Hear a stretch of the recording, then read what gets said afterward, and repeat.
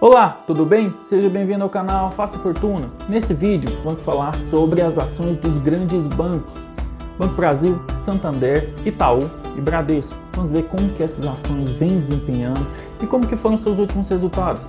O que a gente pode esperar de distribuição de dividendos, além, é claro, da valorização das ações. E se esses grandes bancos vêm tendo bons resultados para que seus acionistas sejam bem recompensados. E se você ainda não me conhece, eu sou o K. Salles, investidor. Meu papel nesse canal é trazer informação e conhecimento para você investir melhor. Então, para você ter acesso a mais conteúdo sobre investimento, aumentar sua rentabilidade e não cair em muita latada que existe na bolsa, além de vários outros tipos de investimentos, se inscreva no canal para não perder nenhum vídeo. Então bora para o conteúdo. Como que essas ações dos bancos vêm desempenhando? Bom, desde o início do ano, essas ações vêm lateralizando, não subiram muito, chegaram a cair em alguns meses e voltaram a valores próximos do início do ano. Porém, mesmo com a bolsa caindo bastante nos últimos dias, nas últimas semanas, como a gente viu, as ações dos bancos vêm segurando bastante. Vamos entender agora por que isso aconteceu, o que agradou os investidores para essas ações acabarem segurando os preços e não cair igual o restante do índice. O resultado do segundo trimestre, agora de 2021,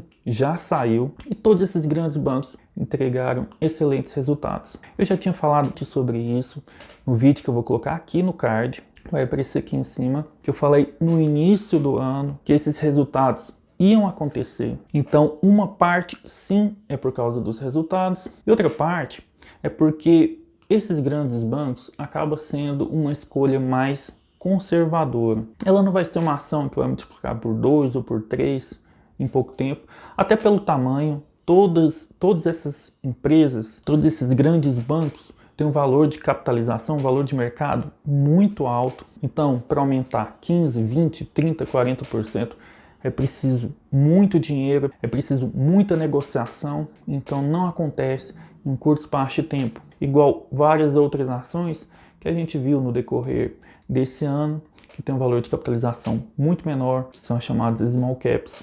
E até por serem grandes e conservadores, também acabam oscilando menos e caindo menos quando o mercado desaba, igual vem desabando nas últimas semanas. E falando um pouco sobre o mercado, eu venho também recebendo muitas mensagens, pessoas falando e perguntando por que a bolsa está caindo, se é hora de vender tudo e sair para as montanhas, fugido. Eu já falei em alguns vídeos, mas eu vou voltar um pouco a falar sobre isso. O mercado está quase sempre em estados eufóricos ou deprimidos, ou com muita ganância, achando que os preços vão subir, subir, subir até o céu, ou o contrário, com muito medo, achando que os preços vão chegar até o chão. Mudou alguma coisa de lá para cá? Mudou sim. As taxas de juros aumentaram bastante e isso influencia sim o mercado. As taxas de juros para o mercado é igual a gravidade para a matéria física, então os preços acabam diminuindo sim, mas do restante nada mudou. O risco político sempre existiu e sempre vai existir aqui no Brasil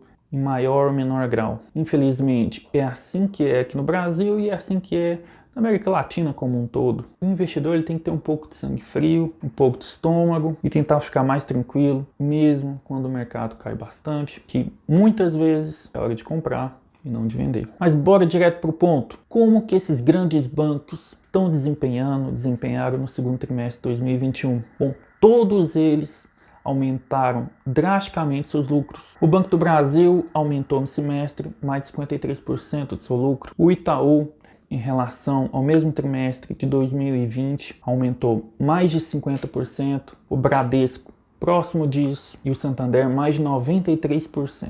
Foram realmente aumentos muito consideráveis, mas esses resultados estão associados a um conjunto de fatores. Desde a pandemia, principalmente no último semestre de 2020, foi um aumento do crédito para os bancos. E os bancos ganham com crédito. Eles ganham na intermediação financeira, ou seja, emprestam para pessoas a juros mais caros e recebem depósitos, ou seja, dinheiro para emprestar de poupadores, e pagam juros menores. Eles ganham nessa diferença que é chamada a margem financeira. Então, com mais dinheiro emprestado, maior receita e mais os bancos ganham. Mas não é só isso. Nos 2 primeiros trimestres, depois do anúncio da pandemia do Covid-19, os bancos aprovisionaram valores para devedores duvidosos. Isso quer dizer o quê? Os bancos, eles fazem uma projeção dos calotes que vão receber, dos empréstimos que eles fazem e não vão receber, eles fazem uma estimativa. E os grandes bancos fizeram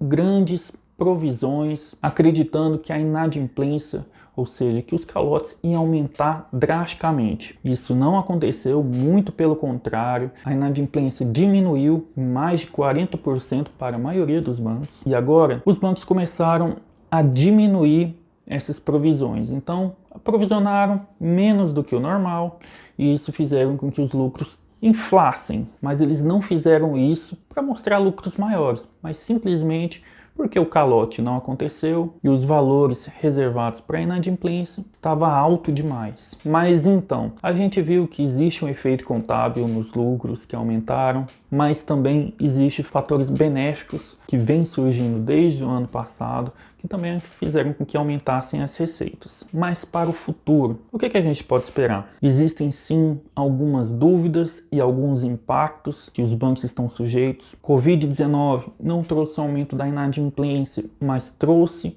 uma despesa maior com seguros de vida, por exemplo, e isso afetou os lucros de uma forma mais severa no Bradesco, mas também nos outros bancos, porque os seguros são também uma parte importante das receitas do banco. Eles ainda devem manter um aprovisionamento menor por algum tempo, mas não no grau que fizeram nesse último trimestre. Então os lucros vão continuar maiores e o fator mais importante atualmente é um cenário de aumento de juros. Os bancos com juros baixos estavam concorrendo de uma forma muito sangrenta, ou seja, eles estavam brigando entre si para conquistar o consumidor, emprestar mais e colocando taxas de juros muito baixas. E foi um dos motivos que fizeram com que os empréstimos aumentassem tanto. Mas com esse novo cenário, com os juros aumentando, essa briga vai ficar um pouco menor. A margem financeira, o spread, vai manter mais alto, porque não vai compensar mais emprestar taxas de juros muito baixas, igual estava acontecendo. Vai haver uma briga